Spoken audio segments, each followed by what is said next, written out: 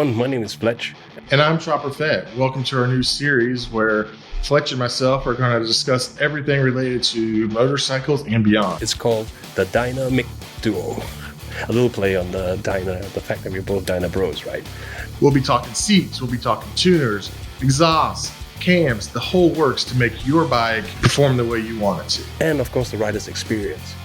Even though we'll be talking about Harley-Davidsons specifically, a lot of the principles can be applied to all the other bikes as well, whether it's a sports bike, cruisers, adventure bikes, crotch rockets, doesn't matter what you ride, all the content that you'll see here can somehow be related to what you're currently on. And along the way, we will also have invited guests to join us to be able to give their input as well from every facet of the riding community.